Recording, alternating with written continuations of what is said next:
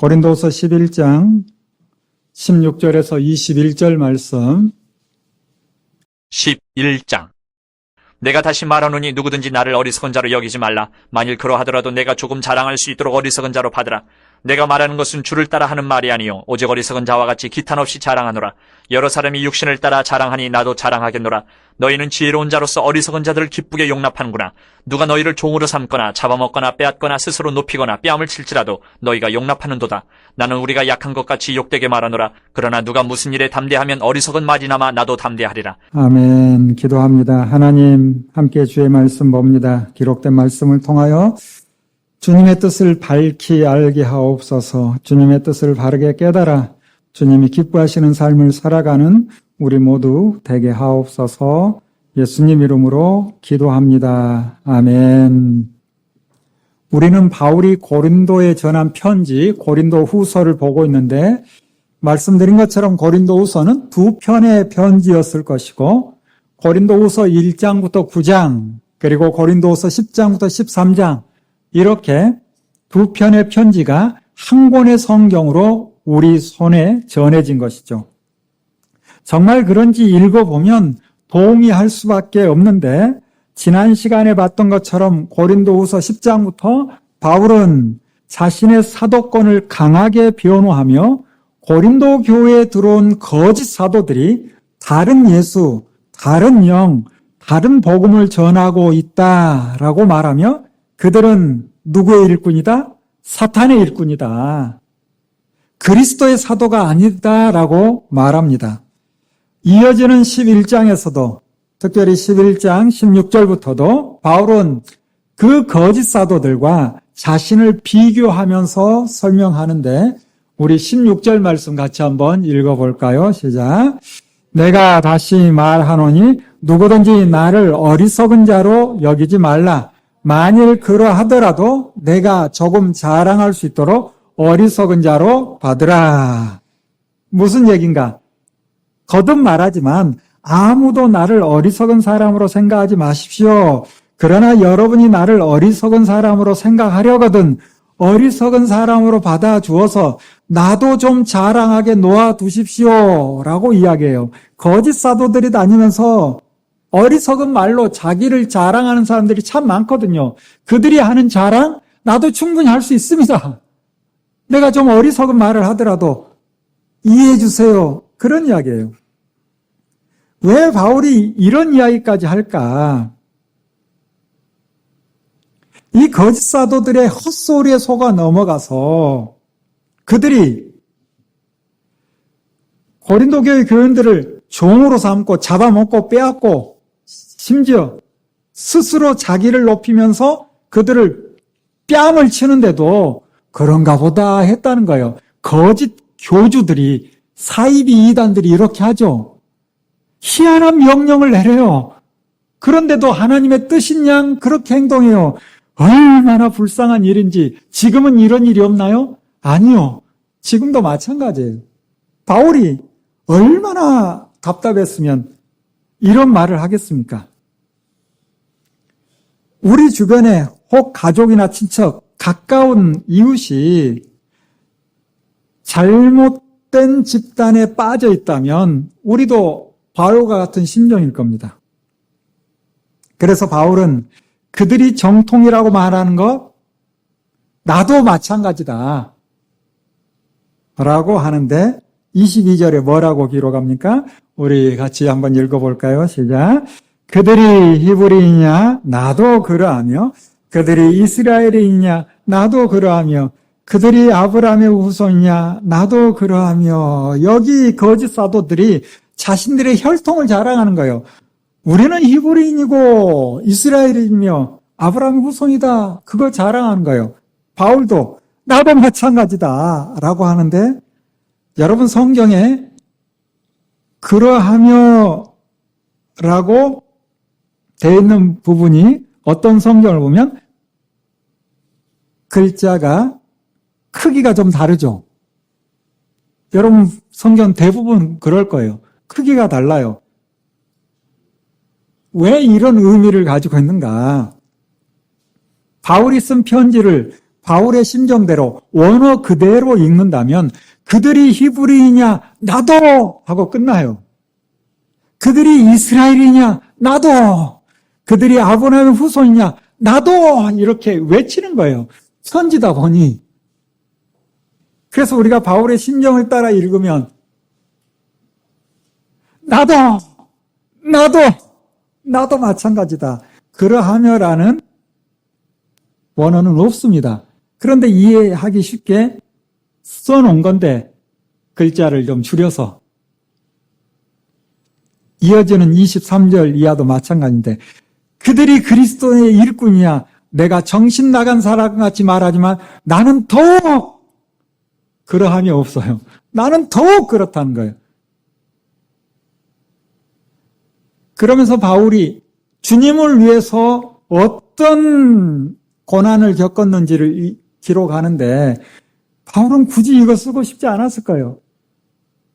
그렇지만 그들에게 속아 넘어가서 잘못된 복음을 받아들이니 어쩔 수 없이 이런 기록까지 남깁니다. 바울이 어떤 일이 있었습니까? 내가 수고를 넘치도록 하여 옥에 갇히기도 더 많이 하고 매도 수없이 맞고 여러 번 죽을 뻔하였으니 유대인들에게 40에서 하나 감한매를 5번 맞았으며,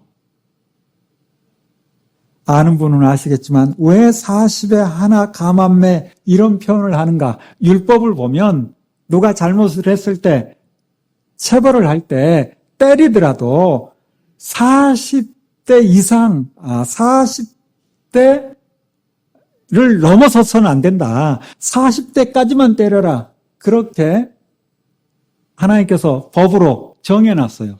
그러다 보니 유대인들은 이 법에 대해서 얼마나 철저한지, 때리다 보면 수를 잘못 세서 40대를 넘어서 41대를 때릴 수 있죠.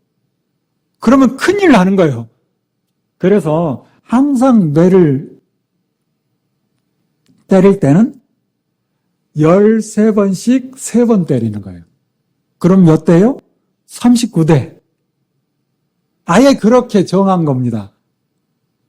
그래서 40에 하나 감한매를 몇 번 맞았다? 5번 맞았다. 이 표현이 유대인들에게는 너무도 쉬운 개념인데 우리는 이게 무슨 말인가 싶죠. 그런데 왜 유대인들에게 바울이 이와 같은 매를 맞았는가? 성경에 기록하진 않지만 어떤 학자는 이렇게 이야기해요. 그 당시 회당을 출입을 하는데 회당 들어올 자격을 박탈하는 경우가 있어요. 바울은 유대인들이 실한 이야기를 계속하다 보니까 회당에서 바울은 출입 금지 그랬을지 몰라. 그런데도 들어가고 싶다면 뭔가 거기에 상응하는 벌을 받아야 되겠죠. 그게 바로 40에 하나 감한 매를 맞으면 회당 출입할 수 있도록 해준다. 그게 있었을 것이라고 학자들은 이야기를 해요. 바울은 이 정도 매를 맞으면 죽을 수도 있거든. 그런데 그 매를 맞더라도 회당에 들어가는 거예요. 왜? 그곳에는 그리스도를, 메시아를 기다리는 사람들이 있기 때문에 그들에게 복음을 전하려고. 그랬을 것 같아요. 심지어 3번 태장으로 맞고, 이 태장은 회초리 같은 거, 그 줄에 돌이나 쇠조각을 그걸로 때려서 잡아당기면 살점이 떨어지죠. 끔찍한 일을 겪었습니다. 1번 돌로 맞고 3번 파선하고 일주야를 깊은 바다에서 지냈으며, 바울이 사도행전 28장 직전에 예루살렘에서 로마로 가죠. 그때 배가 파선하고, 지금 이야기를 쓰는 게 아니에요. 지금 3차 전도 여행 기간이에요. 그 전에 이런 고난을 겪었다는 거예요. 3번이나 배가 파선을 했대요. 이 정도면 하나님이 내 길을 막으시나 보다 하고 더 이상 복음 전하러 가는 거 내려놓고 그냥 안디옥에서 편하게 목회해야 되겠다. 그럴 수도 있었을 거예요. 그런데 그러지 않았죠. 여러 번 여행하면서 강의 위험과 강도의 위험과 동족의 위험과 이방인의 위험과 시내의 위험과 광야의 위험과 바다의 위험과 거짓 형제 중의 위험을 당하고 또 수고하며 애쓰고 여러 번 자지 못하고 줄이며 목마르고 여러 번 굶고 춥고 헐벗었노라. 이런 고난을 바울이 겪었어요. 그런데 이걸 자랑하고 싶어서 쓴 게 전혀 아니죠. 이 거짓 사도들이 내가 복음을 위해서 이런 일을 했다. 나는 아브라함의 후손이다. 이런 자랑을 하니 바울도 내가 자랑할 게 아닌데 그들이 그렇다고 나는 주님을 위해서 더 했어. 라고 비교하는 거예요. 바울이 개인적으로 겪었던 그 고난, 그것보다 더 바울을 힘들게 했던 것이 28절인데 우리 같이 한번 읽어볼까요? 시작. 이 외의 일은 고사하고 아직도 날마다 내 속에 눌리는 일이 있으니 곧 모든 교회를 위하여 염려하는 것이라. 개인적으로 당하는 그 일들, 그 일은 제쳐두고 그게 나에게 고민이야. 그게 나에게 염려가 아니라 나는 날마다 내 마음에 눌리는 것이 있는데 그게 뭐라고요? 교회를 위한 염려랍니다. 바울의 염려는 교회들을 다니며 다른 예수, 다른 영, 다른 복음을 전하는 거짓 사도들 때문에 일부 교인들이 다른 길로 빠질까 봐 염려했다는 거예요. 자신의 고통보다 다른 복음으로 인해 넘어지고 정신적인 상처를 받고 잘못된 길로 가는 것이 나에게는 더 큰 고통이었다. 바울은 온통 주님께 집중되었고 주님이 원하시는 하나님의 나라를 생각하며 오직 그의 나라와 하나님의 의가 이 땅에 실현되기를 바라는 사도의 삶을 산 거죠. 바울은 자신이 전하는 복음이 바른 복음이며 내 말이 거짓말이 아니라는 것을 영원히 찬양을 받으실 주 예수의 아버지 하나님께서 아실 것이다. 하나님께서 나를 사도라고 인정하실 것이다. 그러면서 자신의 부끄러운 과거를 잠깐 고백하는데 다메섹에서 광주리를 타고 빠져나온 일, 이 부끄러운 고백까지도 여러분에게 한다. 내 말이 사실이라는 걸 믿어달라라는 거죠. 이어지는 12장에서도 마찬가지인데 우리 12장 1절 같이 읽어봅니다. 시작. 무익하나마 내가 부득불 자랑하노니 주의 환상과 계시를 말하리라. 이거 별로 중요하지 않을 수 있는데 이 거짓 사도들이 이런저런 이야기를 하는데 나도 내가 경험한 이 일을 말한다. 아무나 누구나 경험할 수 없는 일, 내가 사도라는 것을 주의 환상과 계시를 본 것을 통해서 말하겠는데 내가 그리스도 안에 있는 한 사람 그를 알고 있다라고 하는데 여기 한 사람 그 바울을 이야기합니다. 자기가 글을 써가면서 자신을 3인칭으로 표현하는 거예요. 이게 당시 납비르들이 쓰는 글 쓰는 방식이다라고 하는 학자들이 있고 아마 바울은 자신의 능력이 아니라 주님이 하신 일이다라는 것을 나타내기 위해서 이렇게 글을 쓰는 거죠. 바울은 14년 전에 이 글 쓰고 있는 그때로부터 14년 전에 셋째 하늘로 갔답니다. 이 셋째 하늘이 뭘까? 유대인들은 하늘을 나눠놨어요. 꼭 그걸 말한다라고 말할 수는 없지만 인간의 한계를 초월하는 하나님이 계시는 곳으로 간 것이죠. 그곳에서 이 낙원에서 말로 표현할 수도 없고 말을 해서도 안 되는 말을 들었답니다. 뭔가 봤어요. 그런데 그걸 글로 표현하기가 어려워. 들었어요. 그런데 이걸 말해서는 안 되는 말이라는 것을 알아요. 궁금하죠? 과연 뭘 봤을까? 사람들은 바울이 무엇을 봤을까? 무슨 말을 들었을까? 참 궁금해요. 그런데 바울은 더 이상 말하지 않습니다. 왜? 말을 했어도 안 되는 말이었기 때문에. 우리의 궁금증 때문에 여기서 바울이 무엇을 봤는가 우리의 상상의 나래를 펴고 하다 보면 위험할 수 있죠. 나중에 이 본 것과 들은 것을 다른 사도를 통해서 기록하게 하시죠. 그게 뭡니까? 요한계시록. 요한계시록을 통해서 바울이 다른 거 봤겠습니까? 같은 거 본 거죠. 다른 얘기 들었겠어요? 비슷한 이야기를 들었겠죠.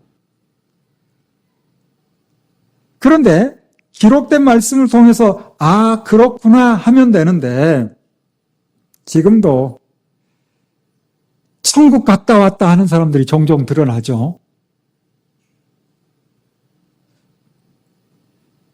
예전에 여러분도 읽었는지 모르겠지만 천국에서 돌아온 소년이라는 책이 2010년 발간되었습니다. 이 책 내용은 무엇인가 하면 간단하게 이야기하면 2004년 미국에서 교통사고로 2달을 혼수 상태에 있다 깨어난 6살 알렉스가 예수님을 만나 대화를 하는 등 천국을 경험했다는 이야기예요. 우와, 예수님을 만나서 어떤 이야기를 했는지 궁금하죠? 그래서 이 이야기를 들은 아버지가 공동 저자로 해서 책을 내게 되는 겁니다. 그러자 미국 아마존 종교 분야 서적 1위를 차지하면서 선풍을 일으켜요. 국내에서도 바로 번역 출판하죠. 여러 곳에서 추천도서라고 선정하기도 합니다. 지금도 검색해 봤더니 예전에 어떤 단체에서 여행 갈 때 꼭 가져가야 될 그리스도인의 책 선정해주고 그래요. 그런데 2015년 책이 나오고 한 5년쯤 지나 1월 17일에 어떤 기사가 떴는가?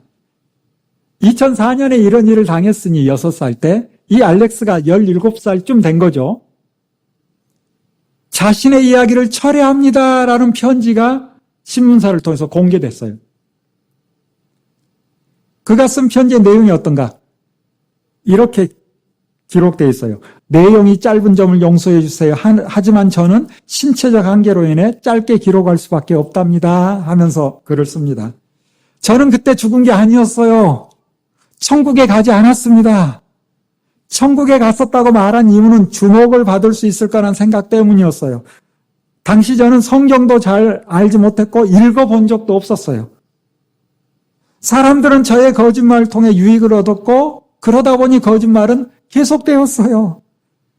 그러나 그들은 반드시 성경을 읽어야 해요. 나중에 이제 생각해보니 내가 잘못했구나. 그래서 성경을 통해서 하나님의 나라, 천국을 알아야 돼요. 이런 이야기를 하는 거예요. 성경만이 진리의 유일한 출처이고 사람이 쓴 어떤 것도 오류가 있을 수밖에 없어요. 여러분들의 죄를 대신하여 죽으신 예수님을 하나님의 아들로 믿었을 때 그 믿음을 통해서만 천국에 갈 수 있어요. 사람이 쓴 책을 읽는다고 천국에 가지는 않아요. 모든 세상 사람들이 성경만으로 충분하다는 사실을 알게 되길 원해요. 이러한 책을 통해 돈을 버는 분들은 회개하고 성경을 붙들길 바랍니다. 이렇게 6살 때 이 일을 겪고 한 10년가량 지났는데 17살이 되기 전부터 이미 잘못됐습니다. 이 책이 이렇게 팔리면 안 됩니다. 양심선언을 했대요. 어머니와 함께. 그리고 이 모든 일은 아버지가 꾸몄습니다. 라고 이야기도 했대요. 근데도 아버지는 다른 이야기를 계속하고 출판업계도 가정에서 합의해. 왜? 책은 더 팔아야 되니까. 결국 이혼하고 그래서 출판사에서는 이제 다 밝혀져서 책을 다 회수하고, 그런데도 중고책으로 엄청 돌고 있죠. 지금이야 뭐 잘 안 보겠지만 사람들은 성경도 잘 안 보는데 책을 보겠습니까? 영화로도 만들어져서. 이런 일로 인해 천국이 없다라는 것이 드러난 건 아닙니다. 그렇죠? 이런 책이 나오면 천국이 있다 하고 우리가 믿는 거예요? 그것도 아니잖아요. 그렇지만 이와 같은 책이 나오면 천국에 갔다 왔다는 말이 거짓일 수 있다라는 것은 알아야죠. 기록된 하나님의 말씀으로 믿고 따르면 되는데 자꾸 이상한 사람들의 말을 듣고 믿음을 확인하려 하니 문제가 되는 거예요. 개인적인 신앙의 체험들 여러분도 다 가지고 있죠. 개인적 신앙 체험을 일반적인 것처럼 이야기해서는 위험한 거예요. 내가 경험하지 못한 놀라운 신앙의 체험한 사람이 있으면 듣고 싶은 건 사실이에요. 그렇다 해서 그 사람을 앞에 세우다 보면 하다 보면 자연스럽게 부풀리게 됩니다. 과장에 과장을 더하여 사실로 포장되고 나중에는 전혀 다른 이야기들이 만들어질 수도 있어요. 사고당하고 혼수 상태에 꿈을 꾸며 주님을 만날 수도 있었겠죠.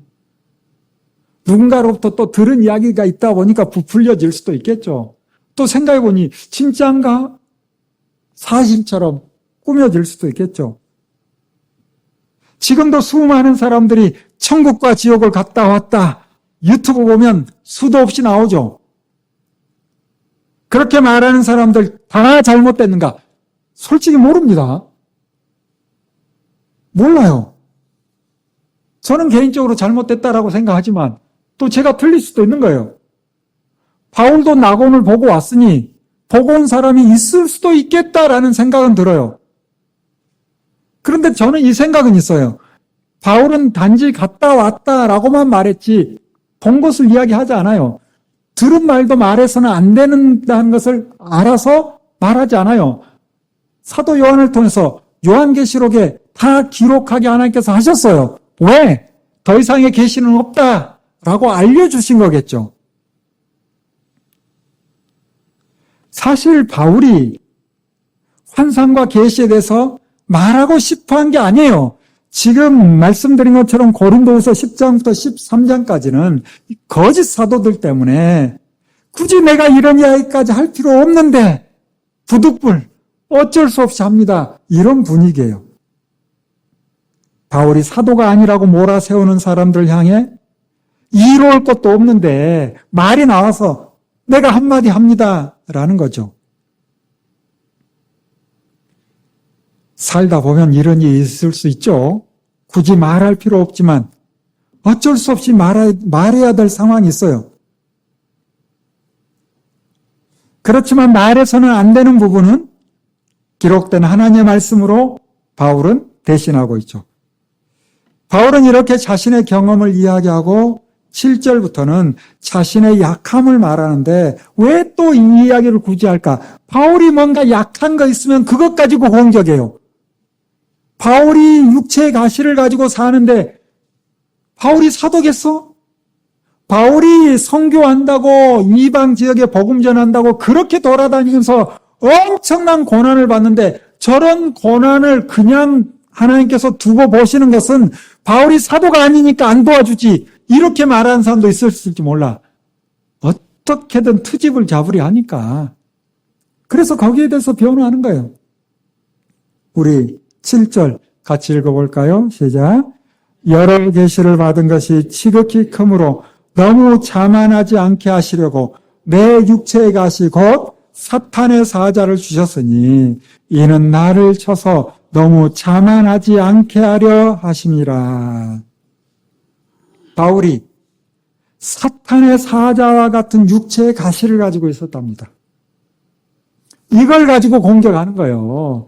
그리스도의 사자라면, 그리스도의 사도라면 저런 육체의 가시가 없어야지 라고 공격하는 거예요. 그러자 바울도 그래, 나에게 있는 이 힘든 일들, 내 육체 고난 혹은 육체 병, 이게 사탄의 사자, 사탄의 사도와 같은 육체의 가시.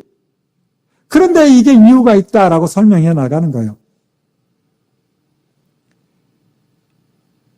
하나님의 일을 적극적으로 감당하지 못하도록 더 많이 하나님의 일을 하지 못하는 이 사탄의 사자로 추락하게 하는 육체의 가시가 과연 무엇일까? 학자들은 생각이 참 많아지는 거예요. 이런 부분에서. 여러분도 생각이 많아지잖아요? 바울에게 있어서 육체의 가시가 무엇일까? 많은 학자들은 다메섹으로 가는 길에 강렬한 빛으로 인해 안질이 있었을 것이다. 당연하겠죠. 어떤 학자들은 안질뿐만 아니라 바울은 간질이 있었을 것이다. 어떤 부분 원어를 보면 그런 느낌이 나요. 그래서 갑자기 쓰러져서 거품을 물고. 참 끔찍한 일이죠. 사도인데. 그걸 가지고 저건 사탄의 사도니까 저런 일이 있지 라고 말할 수 있는 거예요. 참 나쁜 사람들 많죠. 누군가 힘든 일, 괴로운 일, 자기 힘으로 해결할 수 없는 문제 있으면 위로해주고 저런데도 주님의 일을 감당하다니 하고 격려해 줘야죠. 그런데 이 거짓 사도들, 다른 영과 다른 복음을, 다른 예수를 전하는 이들은 자기들이 진짜라고 드러내기 위해서 바울에게 있는 이 약한 부분을 가지고 공격하는 거예요. 어떤 학자는 심한 두통, 언어의 장애, 이런저런 이야기를 합니다. 칼빈은 복음의 방해자들, 그들이 바로 육체의 가시인가 아닌가, 혹은 육적인 유혹, 뭐 여러 가지 이야기를 해요. 중요한 것은 바울은 이걸 어떻게 받아들이는가, 이게 중요한 거예요. 남들이 무슨 이야기를 하든 나에게 있는 이 일을 내가 어떻게 받아들이는가. 바울은 오히려 사탄의 사자와 같은 육체의 가시를 받은 은혜가 많기에 교만하지 않도록 교만을 막는 도구로 주셨다. 여러분, 여러분에게 있는 핸디캡, 그게 오히려 내가 받은 은혜가 많아서 내가 더 교만하지 않도록 하나님께서 나에게 교만을 막는 도구로 주셨다라고 말할 수 있어요? 우리가 여기까지 성숙한 그리스도인의 모습을 보이면 얼마나 좋을까? 우리가 세상을 살아가다 보면 원인을 다 알 수는 없지만 불가항력적인 일이 참 많죠. 사람의 힘으로 저항하거나 막아낼 수 없는 일이 우리의 삶에 차고도 넘칩니다. 아주 단순하게 이야기하면 어떤 분은 내가 여자로 태어났어야 되는데 왜 남자로 태어나가지고 그런 고민하는 분 있어요? 쓸데없는 고민이긴 하지만 나는 성이 마음에 안 들어. 아우, 박시성은 예쁜 여자 이름 짓기가 너무 힘들어. 내가 그래도 재벌은 아니어도 그래도 은수저 정도는 물고 나와야 되는데 뭐 그런 생각 있어요? 사람의 선택을 초월한 일들, 이때는 긍정의 힘이 필요합니다. 긍정 회로를 돌려야 돼요. 그렇지 않으면 스스로 망가지는 거죠.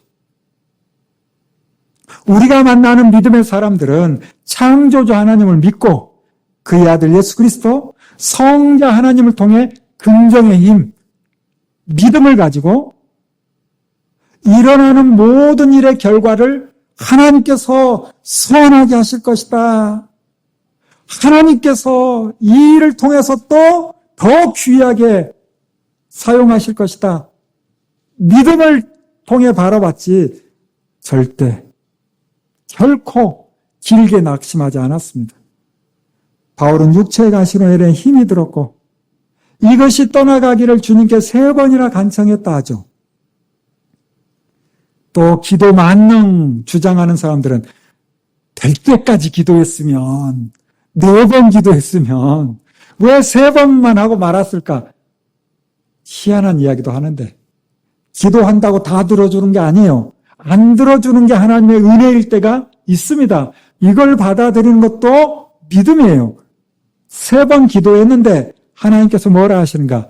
우리 9절, 10절 같이 한번 읽어볼까요? 시작. 나에게 이르시기를 내 은혜가 내게 족하도다. 이는 내 능력이 약한 데서 온전하여짐이라 하신지라. 그러므로 도리어 크게 기뻐함으로 나의 여러 약한 것들에 대하여 자랑하리니 이는 그리스도의 능력이 내게 머물게 하려 함이라. 그러므로 내가 그리스도를 위하여 약한 것들과 능욕과 궁핍과 박해와 공고를 기뻐하노니 이는 내가 약한 그때 강함이라. 하나님의 능력은 어디에서 완전해진다는 거예요? 우리가 약한 데서 완전해진답니다. 하나님께서 바울의 약한 것, 육체의 가시를 해결할 수 있는 능력이 없는 것이 아니에요. 하나님은 여러분의 모든 것을 해결할 수 있는 힘이 있습니다. 바울의 육체의 가시도 해결할 수 있어요. 그런데 왜 남겨둡니까? 바울의 약한 부분으로 인해 하나님의 능력이 완전해지는 거예요. 바울이 완전해지는 것이 아니라 그 사람의 약한 부분을 통해서 하나님의 능력이 드러난다는 거예요. 바울과 같은 위대한 사도도 약한 것이 없다면 하나님의 능력이 드러날까요? 바울의 능력이 드러날까요? 바울의 능력이 드러나겠지. 바울과 같은 위대한 사도도 나에는 더 이상 필요한 게 없어, 나는 약한 게 없어 하면 하나님의 능력을 붙들지 않을 수 있는 가능성. 모든 인간은 그렇죠. 욥이 대단한 인물이었잖아요. 하나님도 알 만큼 알았죠. 그러나 귀로만 알았죠. 눈으로 보는 단계에 가는 건 어떻게 할 때 갑니까? 약해질 때 가는 거예요. 이것저것 무너졌을 때, 그때 하나님을 눈으로 만나는 그런 경험을 하잖아요. 누구나 자신의 약한 것을 통해 하나님을 붙들게 되는 겁니다. 그래서 하나님의 능력은 어디에서 나오는 거예요? 우리의 약함에서 나오는 거예요. 나는 책을 10번 읽어도 무슨 내용인지 잘 몰라. 하나님의 능력을 붙들 수 있는 기회입니다. 세상에서 똑똑하고 잘나고 하나님 없이 살아가는 사람 너무 많죠? 교만한 사람들이 얼마나 많아요. 결핍, 뭔가 부족함, 여기서 누리는 하나님의 은혜. 우리가 약할 때 하나님의 능력을 힘입을 수 있는 거예요. 말 같지 않은 소리 같나요? 그게 기독교입니까? 이게 기독교예요. 이게 복음이에요. 기독교의 진리는 우리의 생각을 뛰어넘기에 곱씹지 않으면 이해하기가 어렵습니다. 바울은 하나님의 뜻을 온전히 이해하고 자신에게 있는 육체의 가시로 인해 하나님의 은혜가 충만합니다라고 고백해요. 자신을 괴롭히는 육체의 가시, 해결되지 않는 문제, 해결할 수도 없는 문제, 그것들로 인해 그리스도의 능력이 머물기 때문에 더욱더 큰 기쁨을 누립니다 말합니다. 어떤 고난이 닥치면 와라! 그 일을 통해서 나는 하나님의 은혜를 누릴 수 있는 내가 복받을 기회가 됐구나. 이렇게 받아들인 것 같아요. 우리의 삶에도 육체의 가시는 우리를 괴롭힐 때가 한두 번이 아니죠. 우리 모두에게도 해결되지도 않고 해결될 수도 없는 문제들이 있기도 합니다. 바울도 육체의 가시가 해결되길 바라지만 주님의 뜻을 알고서 문제가 없는 상태, 평안하다 하며 그리스도의 능력이 멀어지는 것보다 오히려 육체의 가시 가운데 그리스도의 능력이 머물기를 바라는데 우리에게도 이런 믿음이 필요하지 않을까요? 우리는 바울을 통해 하나 더 생각해 볼 것은 바울이 겪는 어려움은 자신의 잘못된 결정이나 자신의 유익을 위한 것이 아니라 그리스도를 위하여 겪는 약함, 모욕, 궁핍과 박해와 공고를 기뻐하는 것이고 그것이 바로 주님의 능력이 머물며 하나님의 은혜를 누리며 온전해진다 라고 고백합니다. 바울이 이런 말을 하는 이유는 뭡니까? 다시 우리가 생각해야 될 것은 거짓 사도들이 바울이 겪는 어려움을 빗대어서 그가 그리스도의 사도라면 그런 어려움을 겪을 수 있어 라고 말하는 거예요. 사탄의 사도이기 때문에 육체의 가시를 가지고 있지 않느냐라고 말하는 거예요. 여러분을 향해서 예수 믿어도 별 수 없네. 여전히 이런저런 문제들 투성이 아니야? 그럴 때 우리도 바울처럼 아니야. 나의 이 약함이 오히려 그리스도의 능력이 드러나는 것이고 오히려 하나님의 은혜가 머무는 계기야. 이 약한 것 때문에 내가 주님을 붙드는 것이고 내가 주님 앞에 한 걸음 나아가는 것이고 주님의 은혜 가운데 살아가 라고 말할 수 있어야 되는 거죠. 누구처럼? 바울처럼.